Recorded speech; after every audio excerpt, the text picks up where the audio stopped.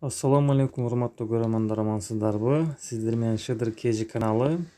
Бүгүн күнгө 29 март 2022 жыл.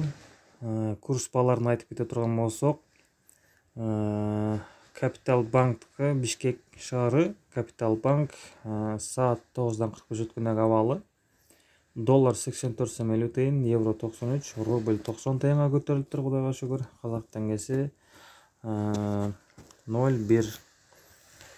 Кийинки МКС доллар 85, евро 94, рубль 91.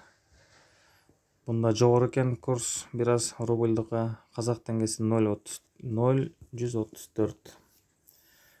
Керемет банкты көрө турган болсок, доллар 85, сатылышы 87ден.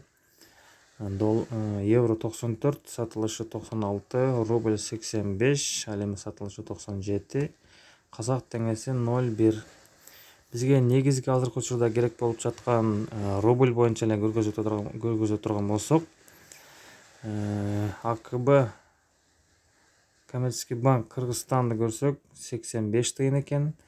Бунун бардыгын көргөзө турган болсок аябай убакыт көп кетет экен, ошондуктан негизги рубль эле айтып кетсек. Компаньондо 90 тыйын, Байтүшүм 90, Айылбанк 90, Халык банк 90 тыйын, KICB 85 тыйын, Эко Исламик банк 90, БК банк 88, Тоскредо банк 90 тыйын, Финка банк 85, Финанс Кредит банк 85 тыйын, Кыргыз Коммерцбанк 85 тыйын, Оптима банк 90 тыйын, Кыргызский Швейцарский банк 85, ал эми Аман банктыкы болсо 87. Негизги көпчүлүк банктарда көрүп турганыңыздардай 90 тыйын болуп көтөрүлүп калыптыр. 90-91 тыйындан болуп көтөрүлүп калыптыр, Кудайга шүгүр. Күндөн күнгө доллар түшүп, рубль көтөрүлүп жатат.